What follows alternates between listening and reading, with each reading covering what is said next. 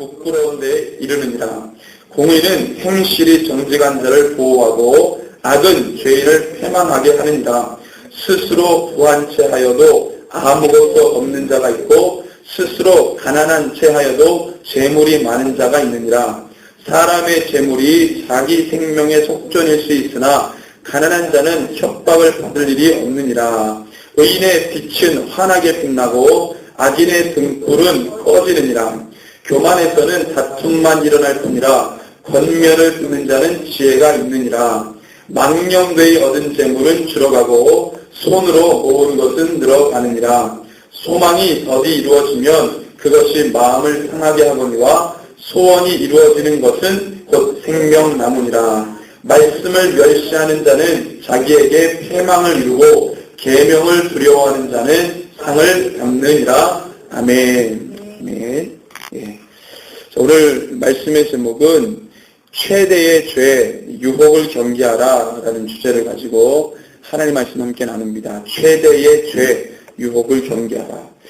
자, 오늘 우리가 좀 마음을, 우리 안에 있는 이 마음과 생각을 좀 깊이 들여다보게 하는 말씀이 될 것 같은데요. 이게 지금 뭐가 같냐면 물을 마실 때 물속에 뭐가 있나 이렇게 보고 마시는 거랑 똑같습니다. 물을 안에 뭐 이렇게 좀 마실 수 없는, 섭취할 수 없는 불순물들이 있다 그러면 뭐 가령 예를 들면 파리가 빠졌다 그러면 물 못 마시잖아요.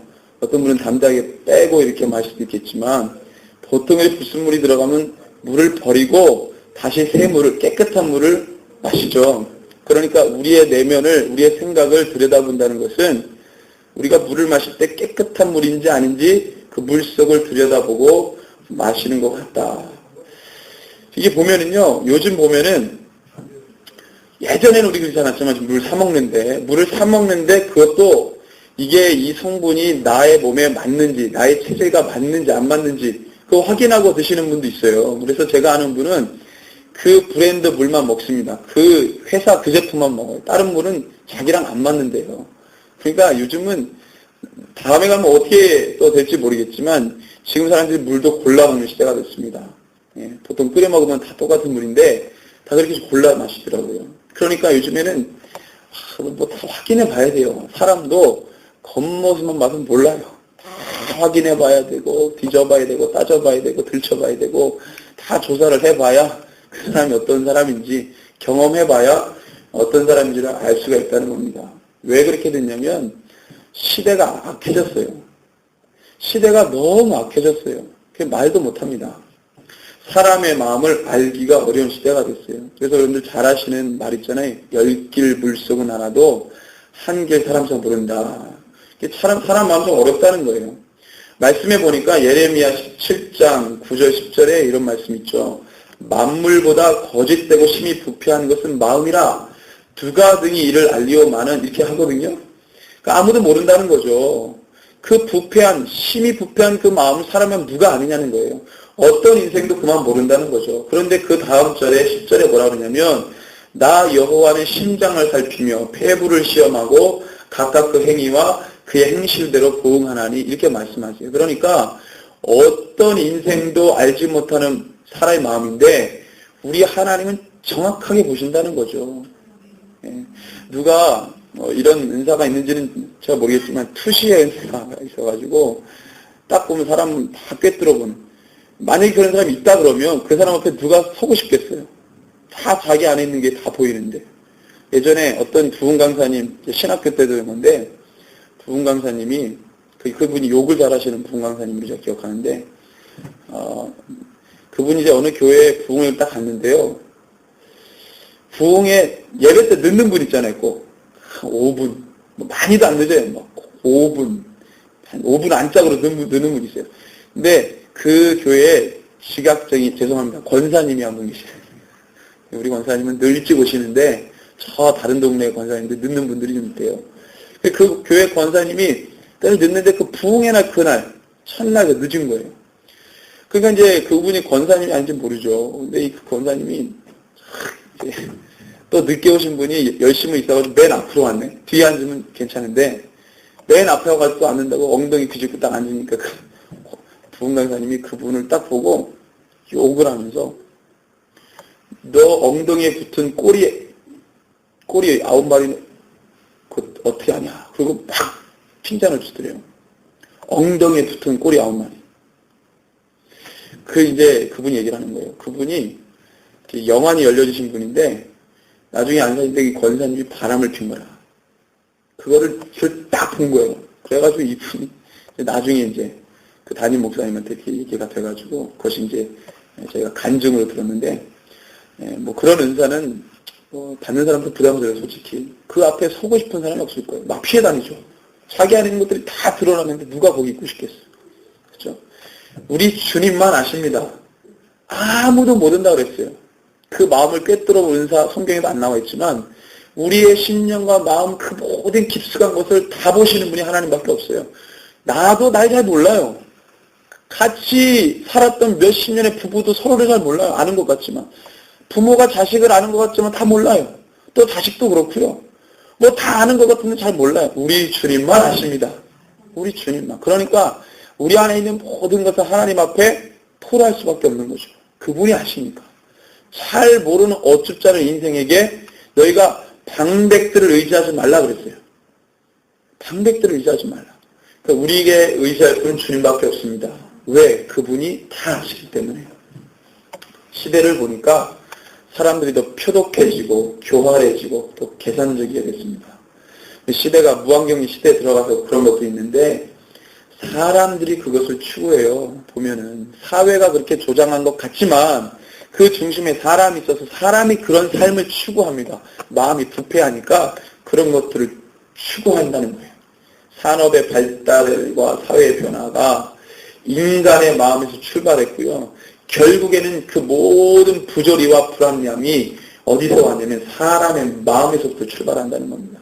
그러다 원하기 때문에 그래요. 서로가 원해요. 대충 합시다. 뭐 이렇게 합시다. 서로 타협하고 다 그렇게 삽니다.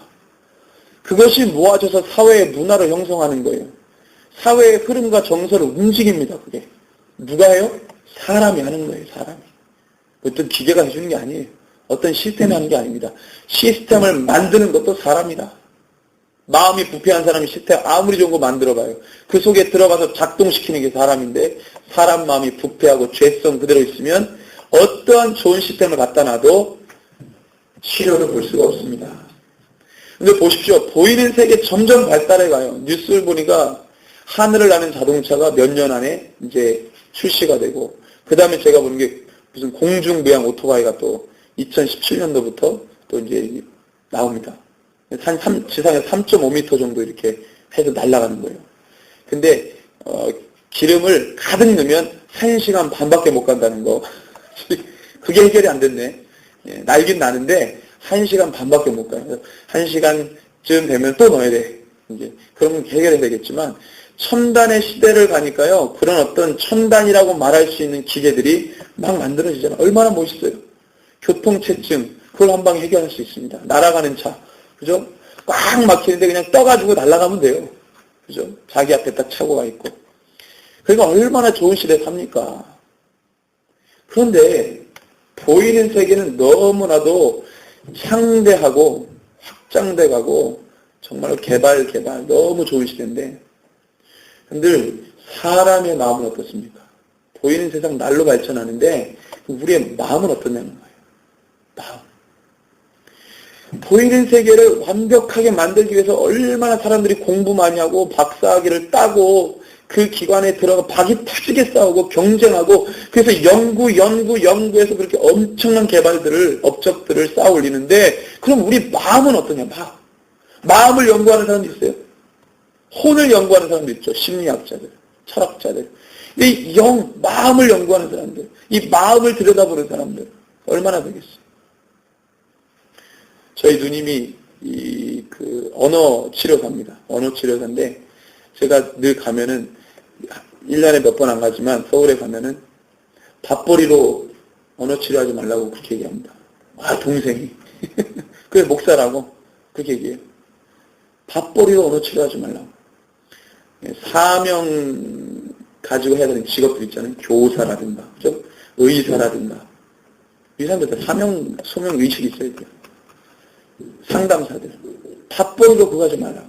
한 생명과 삶을 좌주지하는 이런 어떤 직업에 종사하는 사람들 절대로 비즈니스 이런 거 가지고 하면 안 됩니다. 밥 벌고 돈 벌고 하면 안 돼요. 제가 맨날 그렇게 얘기하거든요.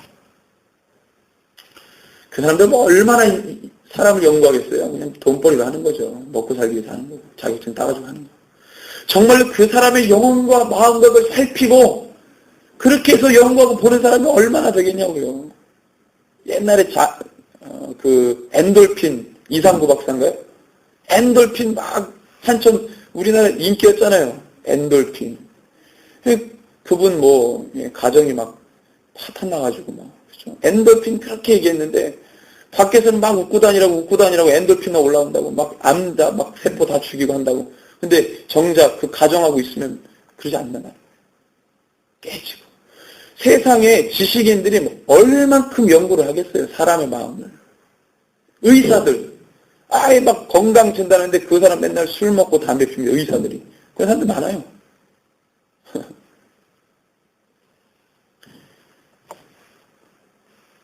그 다음에 윤리와 도덕이 땅바닥에 떨어진 지 벌써 오래잖아요. 그죠? 지금은요, 사람의 마음을 정말 잘 살필 때가 됐습니다. 옛날에는 지위와 명예가 그 삶의 질을 대변해주는 때가 있었어요. 옛날에는 우리 어르신들만한테도. 근데 지금은 그렇지 않습니다. 돈 있고, 빽 있고, 명예 있고, 직분이 있으면요, 죄를 짓는데 더 담대해져요. 더 완악해지고, 더 부패하고, 더 나쁜 짓 많이 합니다.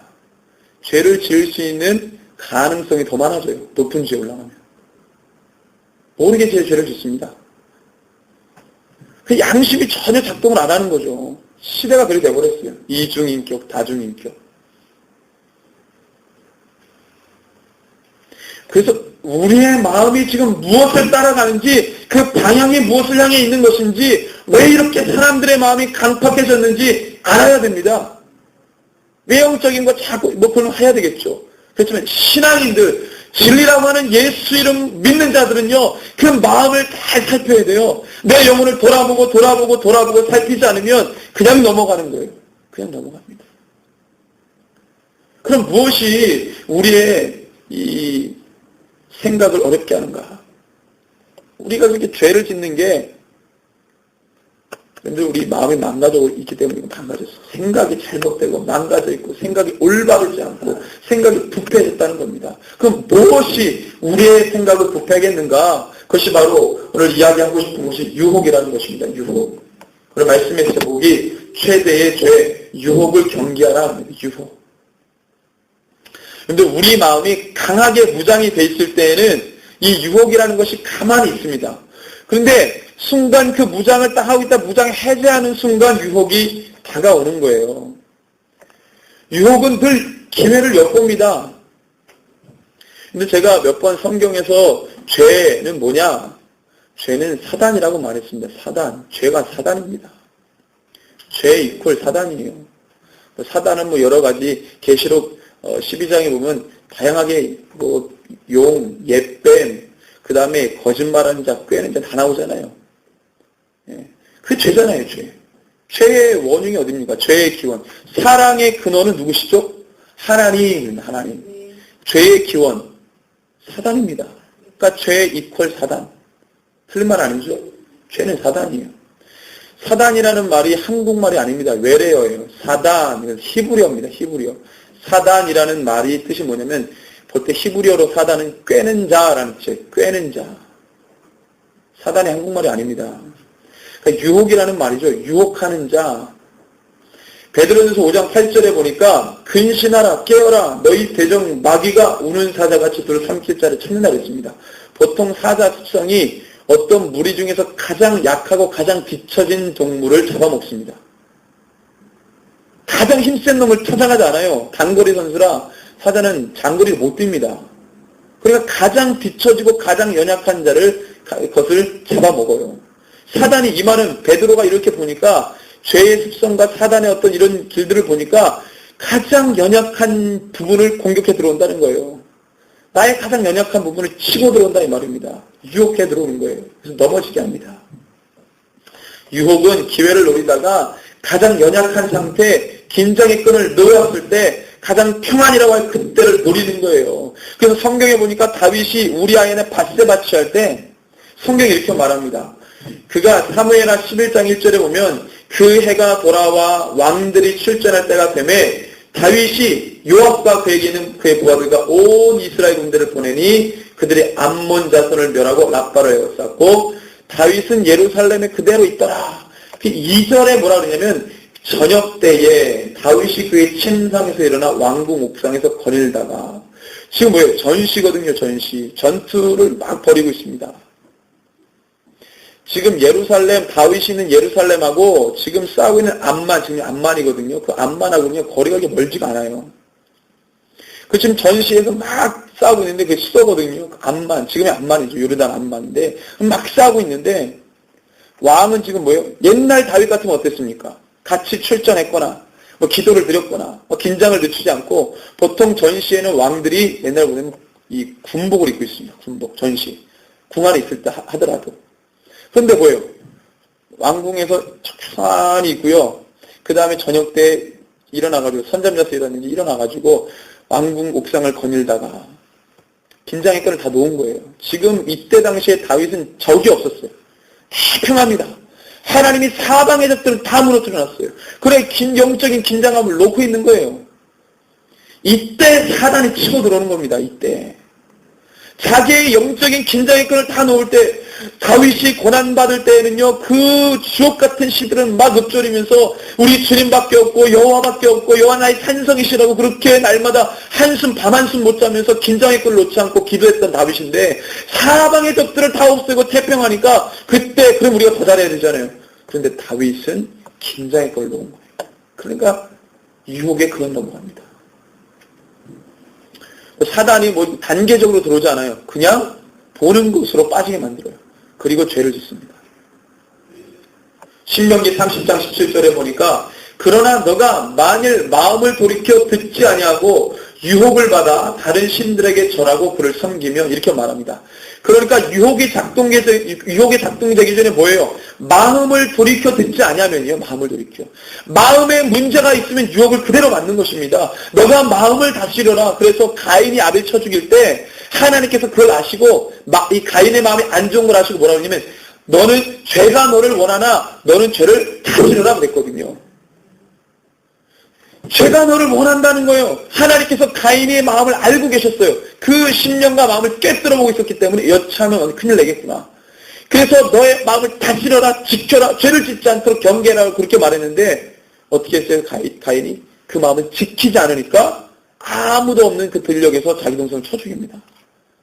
마음을 지키지 않으면 마음을 여러분들 이 주님 앞에 온전히 드리지 않으면 우리 유혹에 빠질 수 있다는 거예요. 유혹은 말 그대로 넘어오도록 하는 것입니다. 넘어가도록 만드는 게 유혹이에요. 넘어와야 하기 때문에 수단과 방법을 가리지 않습니다. 무슨 수를 써서라도 넘어오도록 하는 거예요. 그래서 신명기 아까 제가 30장 17절을 읽었는데 그 결과를 보면 유혹에 넘어간 결과를 보면 참혹합니다. 신명기 30장 18절 제가 대신 한번 읽겠습니다. 신명기 30장 18절 내가 오늘 너희에게 선언하노니 너희가 반드시 망할 것이라 너희가 요단을 건너가서 차지할 땅에서 너희의 날이 길지 못할 것입니다. 유혹에 빠지면 너희가 가나안 땅을 전부 차지하지 못한다. 망할 것이다. 그래서 우리의 삶이요 하여튼 간에 어떻게 해서든지 간에 주님께 붙어있지 않으면 왔다 갔다 하는 거예요. 왔다 갔다 하는 거예요. 심지가 견고한 자를 주님이 평안하게 하겠다 그랬습니다. 심지가 견고한 자. 우리가 하나님 앞에 그 믿음을 견고하게 하면 왔다 갔다 하지 않아요. 주님이 반드시 지키십니다. 그 사람이 환란이 들어와도 왔다 갔다 하지 않으니까 주님 지키시죠. 최초로 죄를 지었던 아담과 하와 유혹에 넘어간 첫사람들이죠. 그 유혹의 정황들을 살펴보면은 거짓과 속임수 그리고 달콤함이 있었습니다. 먼저 속임수를 쓰는데 뭐라고 그러죠? 3장이죠. 창세기 3장. 하나님이 참으로 너희에게 동산 모든 나무의 열매를 먹지 말라 하시더냐라고 묻습니다. 잘못된 물음이거든요. 주님은 이렇게 말했습니다. 동산 모든 나무의 과실 너희가 마음대로 먹되 하나만 건드리지 말라 그랬지. 근데 사단은 이렇게 바꿔서 말합니다. 모든 나무를 먹지 말라고 하더냐 그랬어요. 이게 뭐예요? 속임수입니다. 하나님께서 아주 간단하게 명령해 주신 것을 꼬아버리는 거예요. 무엇에 집중하게 합니까? 먹지 말라고 하는 것에 집중하게 한 거예요. 먹지 말라고. 금한 것. 허락된 것을 보면은 감사한데 금한 것에 주목하게 하니까 불만족스럽습니다. 뭔가 그걸 취해야 돼요. 뭔가 그걸 따 먹어야 돼요. 그러니까 하나님이 명하신 절대로 보지 말아야 될 법이었는데 사단이 그렇게 말하니까 저걸 반드시 먹고 싶은 욕구로 이르게 만듭니다. 왜? 여러분들 늘 주신 것에 감사하시기 바랍니다. 주신 것에 감사해야 돼요. 하나님께서 내가 분깃이 이러면 이 믿음의 분량대로 주시는 거예요. 그것이 차면 믿음의 분량이 확장되면 더 주고 더 주고 더 주는 겁니다. 여러분들 사도행전에 보니까 레위 사람 이 바나바가 사도들에게 땅을 팔아서 내놓잖아요. 왜 그러냐면 은혜 받아서 그런 게 아니라 은혜도 받았죠. 성령님이 들어가니까 율법을 지킨 거예요. 원래 율법상 레위들은 땅을 소유합니까? 못합니까? 율법상 레위들은 땅을 소유를 못해요. 성령이 들어가니까 율법을 지키는 거예요. 그전에는 그냥 성령 없이 지켰으니까 사람들이 막 가랑이 찢어지죠. 성령이 들어가면 율법 지키는 거예요. 그러니까 그가 하는데 그거를 성령 없이 따라했던 아나니아 삽비라 부부가 그냥 따라하고 거짓으로 속임수로 하다가 그냥 넘어가 버렸습니다. 죽어버렸어요. 여러분들 사단이요. 그렇게 우리의 심령과 마음의 연약한 부분을 치고 들어와서 넘어가게 만드는 거예요. 일도 아닙니다. 두 번째는 뭐예요? 거짓이죠. 그 다음에 사단이 말합니다. 너희가 결코 죽지 아니하리라. 거짓말이죠. 거짓입니다. 속임수로 꼬고 그 다음에 거짓말을 해요. 그 다음에 달콤함이죠. 그 다음에 사단이 뭐라 그러냐면 너희가 그것을 먹는 날에는 너희 눈이 밝아져 하나님과 같이 되어 선과 악을 알 줄 하나님 아신다 그랬어요. 그러니까 사단의 논리는 하나님이 이 선악을 알게 하는 나무의 열매를 먹으면 하나님과 같이 되니까 하나님이 금한 거야 라고 말합니다. 사실과 다르죠. 그러니까 아담과 하와는 하나님과 같이 되는 걸 막기 위해 먹지 말라 하셨구나. 그러니까 그들의 목표가 뭘로 바뀌었습니까? 하나님이 되고 싶은 걸로 바뀐 거예요. 삶의 목적이. 그들의 원래 목적은 말씀을 지키는 게 목적이었습니다. 하나님의 명령을 지켜서 하는 게 목적인데 사단이 그것을 그냥 물질로 만들면서 그 물질을 취해야 돼. 이 모든 여러분들 자본주의에서는 모든 걸 다 여러분들 사고 파는 물건을 만들어보세요. 상품으로 사람도 상품으로 만들었잖아요. 하나님께서 금하신 것도 상품으로 만들어서 그걸 취하려고 하는 상태에 이르게 됩니다. 사단의 죄죠. 그렇게 만들었어요. 이렇게 죄의 시작은 사람의 생각을 부패하게 하면서 시작하는 거예요. 속임수는 사람의 생각을 정지시킵니다. 멈추게 해요. 그래서 판단력을 흐리게 합니다. 진짜인지 가짜인지 옳은 것인지 그런 것인지 맞는 건지 틀린 건지를 아주 모호하게 만드는 거예요. 흐리게 만드는 거예요. 우리 하나님의 말씀은 명확하고 분명하잖아요. 어떤 사람이 주의 말씀을 선언하는데 이거 모호하게 말하는 거예요. 이것도 아닌 거고 저것도 아닌 것 같고. 우리 하나님의 말씀은 정확하고 분명합니다. 하지 말라 그러면 안 해야 되는 거예요. 왜 자기의 논리로 이것을 할 수 있는데 어떻게 하면 되는 건데 라고 말합니까? 성경에서 하지 말라 그러면 안 하는 거예요. 내가 너에게 그만하 그러면 그만하는 겁니다. 안 하는 겁니다. 죄라고 말했으면 죄라고 여기고 안 하는 거죠. 왜 그걸 불나방처럼 뛰어듭니까? 그래서 사람의 마음이 부패하니까 옳고 그름을 모르는 거예요. 요즘 세월호 사건 때문에 기독교 이단들에 대해서 재조명합니다. 구원파만 건드리지 않고 요즘 이 통합측 목사 최삼경 목사가 나와가지고 이단 연구원 그래가지고 막 얘기하는데 구원파부터 시작해가지고 모든 이단들의 습성을 얘기해 주더라고요. 근데 여러분들 최삼경 목사 잘못된 사람인데 그 사람. 그 사람도 이단이에요. 이단이 나와가지고 이단 얘기하고 있는 거지. 통합측 소속 목사인데 마리아 그 스테설 때문에 그 사람 지금 이단인데 지금 통합 측에서 이단을 정죄를 안 하죠. 진짜 이단이 그 안에 있는데. 하여튼 구원파 이야기하고 이단 얘기하는데 이단에 빠지는 이유는 종교적 유혹 때문이라는 거예요. 종교적 유혹. 사람들의 마음에 종교성이 다 있어요. 그거 가지고 장난치는 거예요. 원래 구원파는 한국에서 만들어진 게 아닙니다. 외국 선교사가 와가지고 이렇게 하는데 권신찬하고 이런 사람들이 거기 이제 제자가 돼가지고 퍼뜨린 거예요. 사람들의 종교성을 악용하는 겁니다. 그러니까 그 속임수를 쓸 때 1차적으로 넘어가는 거예요. 그래서 성경에 대한 지식보다 내가 생각하는 말씀에 대한 견해가 많은 사람은 반드시 잘 넘어갑니다.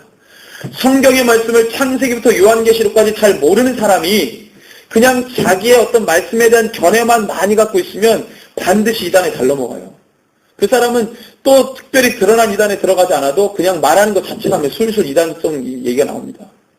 하나님의 말씀에 정확한 해석과 정확한 풀이가 있는데도 자꾸 자기가 살아왔는데 이건 이런 것 같다 저런 것 같다. 그 사람은 반이단이 아니다. 어떤 이단에 들어가지 않아도. 왜 하나님의 말씀을 잘못 알고 있는 거 아닙니까? 그래서 신천지가 종교적 유혹이 좀 심한 이단인데 말세에 나타난 이단 중에 신천지가 가장 교묘합니다. 여러 가지 자료들을 좀 보면 진리에 대한 탐구를 살짝 바꿔가면서 사람들이 속에 있는 거예요. 그래서 성경을 예수에 대해 집중하지 못하게 합니다. 그 외적인 부분에 많이 질문하게 하죠. 예를 들면 아담과 하와 이전에 사람들이 있었다. 그 다음에 가인이 누구와 결혼했냐. 그 다음에 뭐 하나님의 아들들과 사람의 딸들의 창세기 6장에 나오는 정체가 뭐냐 이런 걸 막 파헤쳐요. 한 번도 교회에서 안 들어봤거든. 그 막 성경 막 이것저것 들춰가면서 얘기하는데 한 번도 이거 맞아떨어지는 것도 아니고 그냥 그렇게 막 설명하니까 성경 그 전에 잘 보지 않고 그냥 자기 견해로만 이런 것이다 알고 있던 사람들이 다 넘어가는 거예요. 성경 막 뒤적거리니까. 그래서 이단에 빠집니다. 대부분 신천지에 빠진 사람들이 그 사람들 많아요. 종교적 열심은 많은데 성경 알고 싶은 마음은 굴뚝 같은데 성경 평소에 잘 안 읽고 성경에 대한 지식이라고 한다면 내가 그냥 이렇게 성경을 생각한다라고 하는 것만 가득한 사람들이 이단에 다 빠집니다. 성경 배우십시오. 성경을 알아야 분별하고 이단에 안 빠져요. 그래서 종교 부분, 종교성 가지고 장난치는데 그 외의 부분도 우리가 많이 유혹에 넘어가요.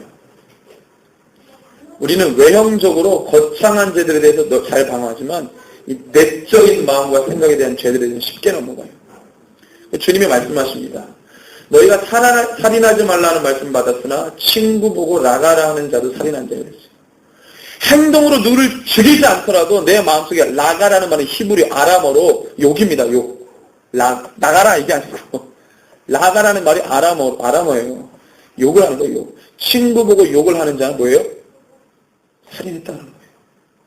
너희가 간음하지 말라는 말씀을 받았으나 여자를 보고 음욕을 품는 자도 간음하다 그랬어요. 행실로 간음하지 않더라도 그 마음이 음욕을 품었으면 간음이라는 거예요. 그러니까 율법은 행위만 정죄했죠. 마음까지 터치를 못했어요. 근데 주님이 와가지고 그 마음까지 들춰내는 거예요. 우리 주님이 원래 마음까지 살피던 분이라 마음까지 들춰내서 이 육과 혼과 영의 모든 것이 거룩하게 되기를 그렇게 원하시는 겁니다. 여러분들 마음과 행동이 다르면 이중인격이죠. 그게 온전한 그리스도인입니까? 여기서 이 말 다르고 여기서 이 말 다르면 그게 온전한 그리스도인이냐고요. 내 마음과 행동이 따르노라. 이게 온전한 그리스도인입니까? 아니죠. 그럴 수 없죠. 예수 믿지 않더라도 그렇게 사랑하는 사람들 우리가 집탐 많이 하는데 예수 믿었는데도 그러면 그건 문제가 있는 겁니다. 그리고 어떻게 할 수 있습니까? 물과 성령으로 거듭나지 않으 하셨다 그랬어요. 저 여러분 이 마음을 살피는 이 메시지에 귀를 좀 많이 기울이시기 바랍니다. 이제는 마음에 대해서 많이 이야기해야 돼요. 오늘 말씀에 보니까 오늘 몇 가지 마음에 대한 얘기를 하는데 게으른 자와 1절 4절부터 보면은 게으른 자와 부지런한 자와의 대비를 말씀해 줍니다. 4절, 11절, 12절인데 이게 뭐냐면 이 세 구절이 게으름과 부지런한 삶에 대한 태도에 관한 것입니다. 먼저 부지런함, 그 다음에 게으름의 차이는 뭐냐면 생각과 마음에 있다는 거예요. 행동을 조절하는 것이 마음과 생각에 있기 때문에 마음을 잘 지키는 사람은 게으를 수가 없습니다. 그래서 이 둘은 생각과 마음이 좀 다른데 먼저 부지런한 사람은요. 자신이 일한 만큼 열망할 있다는 확신이 있습니다. 내가 일하면 일한 만큼 결과가 얻어진다라는 아주 건강한 생각을 갖고 있어요. 그러니까 열심히 일합니다. 왜? 그만큼 결과가 얻어지기 때문에 일하죠. 그러니까 아주 건강한 마음을 가지고 있죠. 그래서 하나님이 내가 일한 만큼 이 열매를 주실 것이다. 결과를 낳게 하시리라. 감사잖아요. 그러니까 이런 사람들 늘 감사해요. 일하는 거 감사해. 움직일 수 있다는 거에 감사해. 바쁜 거에 감사해. 어떤 상황에 감사가 넘칩니다. 아주 건강한 생각을 갖고 있는 사람들이에요. 그런데 게으른 자는 뭐라고 말합니까? 4절에 게으른 자는 마음으로 원하여도 얻지 못하나 그랬어요. 마음으로 원하는. 이 사람들은요, 자기가 일하지도 않았는데 많은 것을 바라는 사람입니다. 이 일도 별로 안 했는데 그 이상을 원하는 거예요. 그러니까 늘 불만족스럽죠. 나는 뭐 굉장히 하는 것 같은데 그 이상을 바라니까 요 정도, 1 정도 일을 했으면 1 정도 열매를 받아야 맞는 것입니다. 그게 정직한 거거든요. 우리 농경사회에 있을 때는 사회 자체가 시스템이 정직했어요. 왜? 농경사회는 자기가 일한 만큼 소출을 얻기 때문에 정직한 사회가 됩니다. 근데 이게 무너지고 산업사회, 산업이 발달한 사회가 되다 보니까 뭐가 돼요? 돈이 돌고 돌면서 이자를 막 올리고 폭리를 취하고 이러면서 속임수가 생기게 되고 그러면서 어떤 이 직업 이러면서 이게 다 깨지는 거예요. 깨지는 거예요. 정직하지 못합니다. 그러니까 자기가 일한 그 이상의 것들을 바라죠. 얻지 못합니다. 건강한 마음이 아니에요. 우리나라에 품앗이라고 하는 문화가 있었죠. 농경사의 문화입니다. 이게 뭐예요? 이거는요, 여러분들 단순하게 소출을 더 많이 얻기 위해서 막 떼거지로 몰려서 하는 그런 게 아니라 서로 도와주는 문화입니다. 이게 오늘 개똥이네 집에 이걸 다 품앗이 해줬으면 다음에는 길동이네 집에 해주고 뭐 이렇게 해주는 거예요. 그러면서 뭐가 되는 거예요? 단순하게 소출을 내는 것뿐만 아니라 공동체의 유대감을 형성하게 해줍니다. 그래서 지금은 뭐 남의 집에 뭐 아는 거 별로 안 좋아하지만 예단에는요 그 집에 숟가락이 몇 개인지 다 알았어요. 모든 경조사에 함께 마음으로 참여해주고 그러니까 뭐예요? 물질로 얻는 것보다요 뭐가 더 풍성해져요? 그 관계, 상황들이 더 풍성하게 오는 거예요. 그러니까 오늘 말씀해 보면은 11절 망령되이 얻은 재물을 줄여가고 손으로 모은 것은 늘어간다 그랬습니다. 이 늘어간다는 것이 물질이 늘어간다는 것도 있지만 여러분들 마음이 건강하게 자기가 일한 만큼의 수출을 얻는다 이런 생각 갖고 있는 사람들은요 환경, 만나는 사람들이 다 재물이에요. 여러분들 사람 만나는 것도 되게 중요합니다. 이 만나는 것 재물이에요, 재물. 그래서 그의 삶의 영역이 확장되어 갑니다. 그렇죠? 그 다음에 두 번째 보면은요 의인과 악인의 대비인데 5절입니다. 의인은 거짓말을 미워하나 악인은 행위가 흉악하여 부끄러움에 이릅니다. 의인과 악인의 대비. 의인과 악인을 가리는 그 기준은 뭐냐면 죄를 용납하지 않고 미워한다는 겁니다. 죄는 처음에 달콤하게 다가오지만 그 결과는 창피하고 부끄러운 거예요. 결과가 신명기 30장에 나온 것처럼 망합니다. 유혹에 넘어가면 망하는 거예요. 죄를 용납하고 받아주면 망하는 거예요. 계시록 2장 3장에 보면은 죄를 다 수용한 교회들은 다 하나님 책망했습니다. 이세벨을 받아들이고 니골라당을 받아들이고 그걸 다 발람의 교를 받아들이고 다 하나님이 책망했어요. 말씀은 오직 말씀대로 거룩하게 순결하게 지켜야 되는 거예요. 잡다한 논리로 혼합하면은 그 말씀은 말씀이 아닙니다. 성도가 복음과 말씀 진리로 살아야지 거기에 혼합된 나의 삶의 처세와 내가 살아왔던 모든 생각들을 다 집어넣으면요 그 성도의 순결한 삶이 될 수가 없는 거예요. 버리시기 바랍니다. 버리시기 바랍니다. 그래서 여러분들 뭐 세월호 사건을 통해서 하나씩 드러났지만 늘 뭐 처음에는 그냥 안타까운 죽음으로만 생각했는데 조사를 하고 하다 보니까 여러분들 이 기업과 관공서 간의 타협, 여러 가지 좋지 못한 관행들이 막 드러납니다. 그러면서 사회 전반적으로 이거 완전히 이건 완전히 망가졌어요. 막 부끄러운 애들이 막 나옵니다. 그거 하나 사건 때문에. 왜요? 다 죄를 다 따라가는 거예요. 타협하고, 돈 뒷거래하고, 그래서 그 수많은 아까운 죽은 거예요. 죄를 미워해야 합니다. 우리의 마음과 생각을 지켜야 합니다. 그 다음에 6절을 보면 의와 악에 대해서 대비를 하는데 마찬가지죠. 의를 행하는 자에게는 그를 보호하도록 합니다. 올바른 것을 따라가는 자들은요, 그 올바름이 그를 보호합니다. 악을 따라가는 자는 그 악이 그를 보호를 못해요. 망한 거예요, 그냥. 오늘 말씀이 그겁니다. 공의는 행실이 정직한 자를 보호하고 악은 죄를 패망하게 한다래요. 악은 절대로 보호를 못 받아요. 사람들이 막 악을 향해 갑니다. 그게 자기를 보호해 줄 것처럼. 여러분들 그래서 지금 노후 이렇게 준비하시는 분들 있잖아요. 자, 나라도 보호 못 해줘요. 노후, 대비, 돈 막 하는데, 그 관공서가 돈을 받아서 가만히 놔두지 않습니다. 그 돈을 굴리기 위해서 이익을 창출하기 위해서 국제 보험회사라든가 이런 거 다 보험 들어놔요. 그리고 막 땅을 사다 놓습니다. 그게 이제 차익이 생겨야 그 관공서도 이익이 나죠. 그리고 그거 국민들 가지고 돈으로 투자했으니까 다시 나중에 줘야 되잖아요. 그럼 관공서도 이익이 나고 국민들에게도 돈도 돌려줘야 되고 더 곱절해. 그럼 이익이 나야 되는데 그 이익을 어디서 버리겠어요? 관공서가 가만히 돈 안 갖고 있어요. 그거 다 굴립니다. 네. AIA 생명. 그 AIA 생명이 어딘지 아십니까? 세계의 보험회사들이 보험을 드는 회사예요. AIA가. 몇백 명씩 하는 보험회사들. 그러니까 관공서들이 돈을 받아가지고 국가가 돈을 받아 가만 놔두는 게 아니에요. 그런 데다가 막 돈을 굴리고 막 합니다. 그런 게 다 얽히고 설켜 있는 거예요. 미국에서 지금껏 내려가는데 왜 세계가 왔다 갔다 합니까? 다 그 이유가 있는 거예요. 어쨌든 간에 보호를 못 해줘요. 주님의 의를 행하는데 주님의 보호하시죠? 그걸 추구하시기 바랍니다. 그 다음에 7절. 스스로 구한 자에도 아무것도 없는 자가 있고 스스로 가난한 자에도 재물이 많은 자가 있습니다. 여러분들 이 말씀을 볼 때는요. 적절한 예가 많이 나옵니다. 제가 몇 개 찾았는데 마가복음 10장에 보면 부자 청년, 누가복음 19장에 삭개오, 요한복음 12장에 향유 부은 여인, 이 사도행전 4장에 레위 사람 바나바 다 뭐예요? 가난한 사람이지만 부한자들이었습니다. 여러분들 이 논리가 저 사람은 부자인데 부자인 것 같지가 않아. 그런 사람이 누구였습니까? 부자 청년이었거든요. 왜 그래요? 그 부가 자기에게만 집중되어 있으니까. 하나님이 가난한 자가 말이죠. 삭개오 같은 사람 부자였죠. 근데 그가 풍요로웠습니다. 왜? 주님 앞에 회개하고 자기 있는 것을 다 나눠줬어요. 향유 부은 여인은 가난했지만 부했습니다. 왜? 자기가 없었지만 300데나리온이나 되는 향유를 예수 발 앞에 깨뜨렸으니까. 레위 사람 바나바, 이 사람 땅 가지고 있으니까 그치만 레위인이니까 뭐 그렇게 부자는 아니었어도 자기가 가지고 있는 주님 앞에 드렸죠. 그건 부한자입니다. 이게 성경의 논리예요.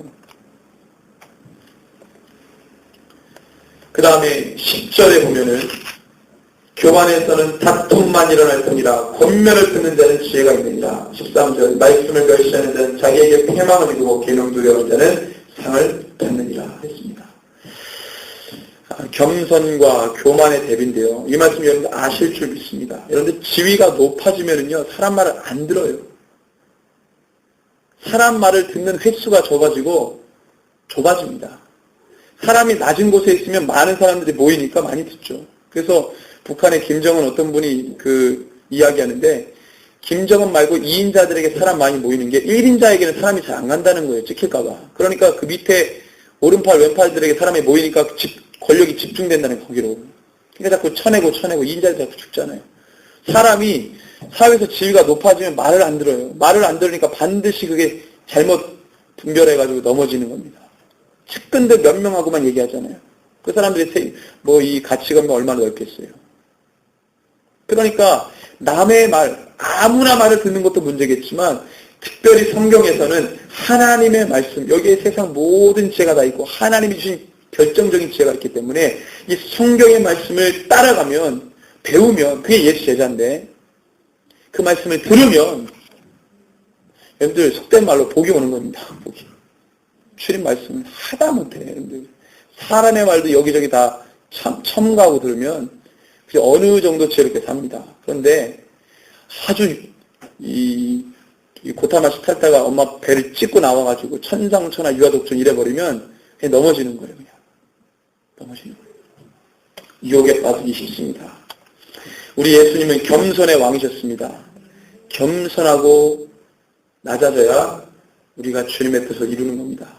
높아져 있는 사람 절대 그걸 못해요. 낮고 낮은 이 땅에 우리 주님이 높고 높은 보좌를 버리시고 오셨어요. 뿐만 아니라 우리 죄를 위해 죽으시고 음배까지 이루셨습니다. 하지만 그분은 낙원에 이르러서 모든 죽은 자의 첫 열매인 부활로 다시 사셨어요. 영원한 생명을 열어주신 겁니다. 좁은 문에 생명이 있는 겁니다. 넓은 문, 높은 곳으로 가려 하지 마십시오. 늘 말씀을 살피면서 하나님 내 마음이 높아지지 않고 늘 낮은 곳에 있게 해 주십시오. 십자가가 높은 곳에 있지 않고 낮은 곳에 있습니다. 골고다 언덕이 높은 곳에 있는 게 아니라 낮은 곳에 있습니다. 복음은 높은 곳에 있지 않고 낮은 곳에 있습니다. 여러분 생명의